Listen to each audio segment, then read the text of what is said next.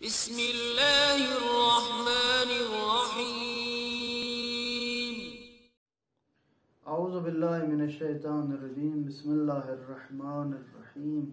السلام علیکم ناظرین محترم، آج آپ کی خدمت میں نہج البلاغہ کا تعارف کروانا چاہتا ہوں۔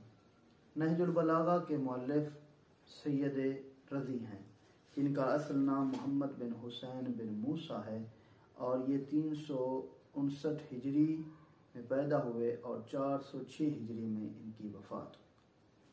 سید رضی کی شخصیت وہ شخصیت ہیں جو مذہب تشیع کے ایک بزرگ شخصیت ہیں۔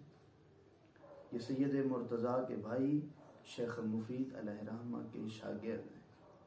سید رضی اور سید مرتضیٰ یہ دو وہ بھائی ہیں جن کے لیے جناب سیدہ فاطمہ زہرا سلام اللہ علیہا شیخ مفید علیہ رحمہ کے خواب میں تشریف لے آئیں اور کہا کہ ان میرے دو بچوں کو، اس وقت ان کے ساتھ حسن اور حسین تھے، اور کہا کہ ان بچوں کو پڑھاؤ۔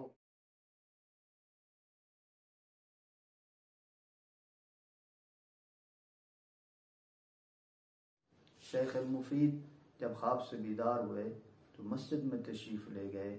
وہی حالت، وہی کیفیت تھی کہ ایک سید ذاتی تشریف لے آئیں اور جن کے ہاتھوں میں یہ دو بچے تھے، سید رضی اور سید مرتضیٰ، اور وہی الفاظ دہرائے، کہا کہ میرے بچوں کو فقہ کی تعلیم دو۔ اتنا مقام بلند ہے ان دونوں بھائیوں کا، سید رضی اور سید مرتضیٰ کا۔ سید رضی نے اس زمانے میں بہت بڑے ادیب تھے بلاغت میں۔ انہوں نے اس کتاب کو تالیف کیا، مختلف علاقوں میں جا کر مختلف کتابوں سے امام علیہ السلام کے یہ تمام تالیفات کو جمع کیا اور ان کو لکھا۔ نہج البلاغہ کو 3 حصوں میں انہوں نے تقسیم کیا۔ پہلا حصہ خطبے کا، دوسرا خطوط اور تیسرا کلمات قصار۔ یہ 241 ہیں اور خطوط 79 ہیں اور کلمات قصار 480 ہیں۔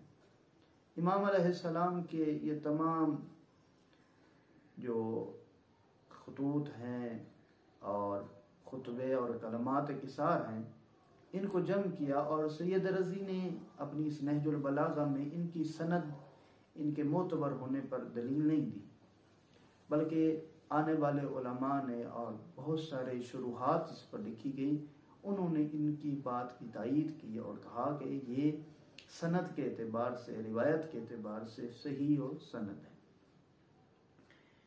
سب سے پہلی جو شرح اہل سنت عالم دین کی طرف سے لکھی گئی وہ ابن ابی الحدید ہے، جو تقریباً مختلف ایڈیشن میں آئی اور 20 جلدوں تک بتائی جاتی ہے۔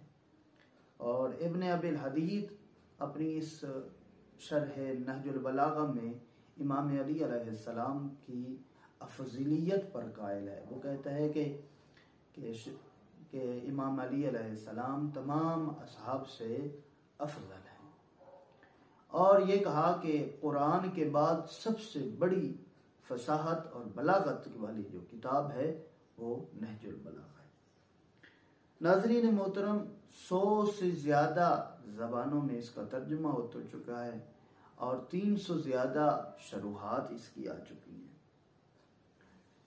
اور اسی طرح سید رضی نے اس پر بہت زیادہ کام کیا، اس کو تالیف کیا اور 400 ہجری میں اس کو مکمل کر دیا، اور سید رضی 406 ہجری میں کاظمین میں ان کی وفات ہوئی۔ ناظرین محترم، اب آپ کی خدمت میں ایک کلمہ کے ساتھ عرض کرنا چاہتا ہوں کہ جس میں امام علیہ السلام نے ارشاد فرمایا کہ لوگوں سے اس طریقے سے ملو کہ اگر مر جاؤ تو تم پر روئیں اور زندہ رہو تو تمہارے لیے مشتاق رہیں۔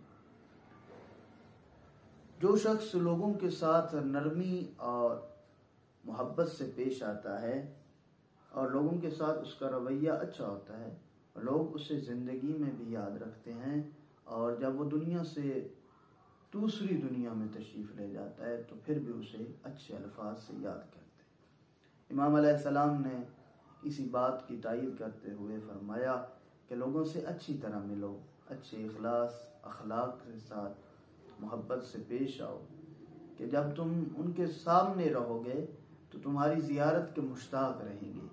اور اگر خدا نہ کرے بد اخلاق ہوا کوئی انسان اور اپنی الفاظ سے، اپنی کردار سے، اپنے افعال سے اپنے گھر، اپنے معاشرے، اپنی گلی کوچہ میں لوگوں کو اذیت کرتا رہا تو لوگ اس کے جانے پر افسردہ نہیں ہوں گے بلکہ اس پر خوش ہوں گے۔ امام علیہ السلام نے فرمایا کہ اس طرح رہو کہ لوگ تمہاری زیارت کے مشتاق رہیں۔